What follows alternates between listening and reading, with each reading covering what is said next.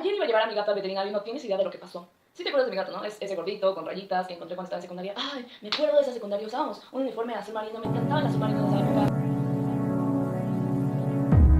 Hola chicos, bienvenidos a mi canal, yo soy Elis Borneo y esta es la tercera vez que grabo este video. Hubo problemas con los pasados, así que no pude subirlos la semana pasada y antepasada, pero espero que esta sea la buena porque estoy harto de repetir esto.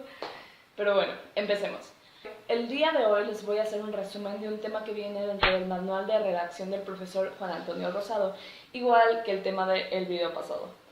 Esta vez les voy a hablar de 10 puntos que debes evitar al momento de escribir.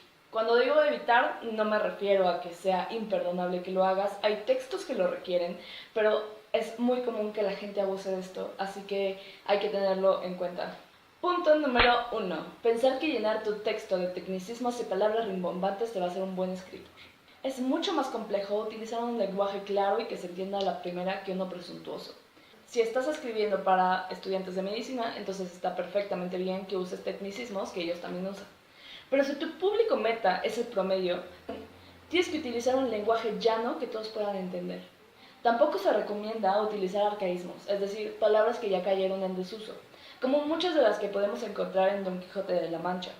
Suenan muy bonito, entender su significado va a ampliar tu cultura, pero como la gente ya no las usa, utilizarlo en un texto para público general no es la mejor opción que puedas tener, a menos de que tengas un personaje que deba de hablar así por alguna razón en específico. Punto número 2. La ambigüedad y la voluminosidad. Que escribas mucho no significa que lo hagas bien. Recuerda que un texto debe entenderse a la primera. Si tu lector necesita regresar para entender lo que estás diciendo, entonces algo estás haciendo mal. Pedro Páramo era mucho más grande de lo que conocemos ahora, pero gracias a la edición pudo acortarse hasta crear una verdadera obra de arte y no solo un texto lleno de verborrea o paja que no la dejaba ver. Punto número 3. Los anacolutos, es decir, los cambios repentinos en la construcción de una frase que producen una inconsistencia. En otras palabras, cuando tienes una idea y de repente te vas por las ramas y más ramas y más ramas hasta que pierdes el punto central de lo que querías decir. Ayer iba a llevar a mi gato al veterinario y no tienes idea de lo que pasó. Sí te acuerdas de mi gato, ¿no? Es ese gordito, con rayitas, que encontré cuando estaba en secundaria. Ay, me acuerdo de esa secundaria, usábamos un uniforme azul marino, me encantaba el azul marino de esa época. Me acuerdo que todo el tiempo usaba un vestido azul marino cuando iba a la playa, de vacaciones en verano, y me encantaba. Ay, cómo amo el verano. Ya me urgen unas vacaciones, en verdad. Espera un segundo. Pero, ¿qué pasó cuando quería llevar a mi gato al veterinario? No terminé de decir el punto central de donde había partido. Ese es un anacoluto. Es muy común que la gente hable con anacolutos día a día. En especial es común cuando ves a una persona que no has visto en muchos años y tienes tantas cosas que contarle que empiezas por una y terminas por algo completamente distinto y no terminaste de hablar de lo primero que querías contarle. Pero utilizarlo en un texto no es muy buena idea porque lo único que vamos a lograr es perder al lector. Este es un recurso muy utilizado en discursos presidenciales justamente para que a la gente se le olvide de lo que se estaba hablando en un principio. Por ejemplo, si un presidente está hablando de una nueva ley que se va a producir, de repente puede empezar a meter un montón de palabras rimbombantes y extrañas y tecnicismos y usar anacolutos y entonces a la gente se le olvidó por completo de la ley de la que estaba hablando. Se usa también escrito para que la gente no entienda cuáles son sus derechos. Punto número 4. La voz pasiva, que es cuando la acción ejecutada por el verbo es desempeñada por el complemento agente y no por el sujeto agente como comúnmente se escribe. Un ejemplo de esto sería el agua fue bebida por Juan. Pero decir Juan bebió el agua es mucho más común, mucho más claro, acortas la oración y estás diciendo exactamente lo mismo. Punto número 5. Las oraciones largas. Si tu oración es demasiado larga y está llena de comas, o peor aún, casi no tiene comas, probablemente haga falta un punto y seguido por ahí. Eso le va a dar más ritmo y fluidez a tu texto. Punto número 6. El exceso de adjetivos. Cualquier exceso es malo, de alcohol, de grasa y también de adjetivos. Si tú dices que una rosa es tan hermosa y clara como un atardecer brillante, profundo y melancólico, acabas de usar 5 adjetivos en una sola oración. No dijiste nada relevante y probablemente puedes cansar a tu lector o hacer que sea demasiado cursi.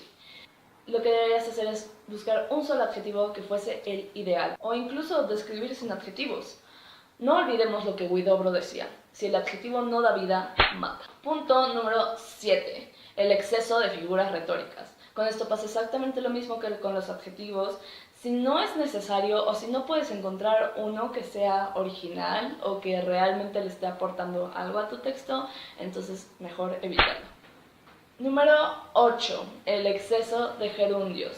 Mucha gente no sabe utilizar los gerundios. Recordemos que se usan normalmente cuando hay dos acciones que se están realizando al mismo tiempo o en un futuro inmediato. Es muy común escuchar que la gente diga andaba corriendo.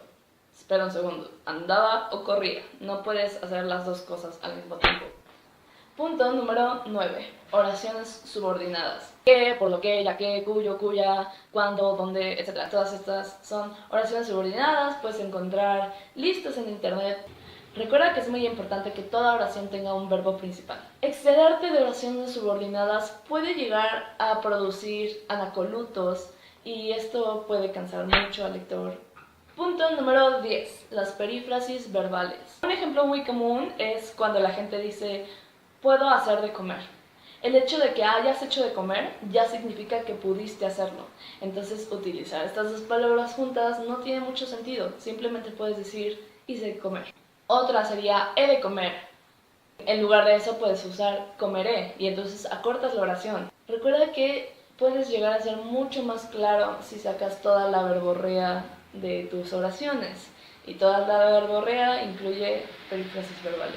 Ya sé que ya le dije las 10, pero voy a dar una onceada de pilón. Toma en cuenta el aspecto visual. A nadie le gusta leer un texto desordenado. Hay muchas reglas acerca de esto que pueden variar, pero deben de ser constantes en un texto y, mejor aún, constantes en un escritor. Por ejemplo, el tipo de comillas que vas a utilizar. Si vas a utilizar sangría, no uses espaciado. Si usas espaciado, no uses sangría. El tipo de fuente que vas a utilizar, el tamaño de fuente que vas a utilizar, etcétera, etcétera, etcétera. Esto va a dar una uniformidad al texto, va a ser mucho más agradable de leer. Eso es todo por el video de hoy. Espero que les ayuden estos puntos que cualquier escritor debe evitar. Recuerden que no está prohibido usarlos, simplemente hay que hacerlo con moderación. Si piensan que hay alguien más al que les puede funcionar, por favor compartan este video. Si les funcionó, si les gustó, denle like y no olviden suscribirse para ver más videos acerca de literatura.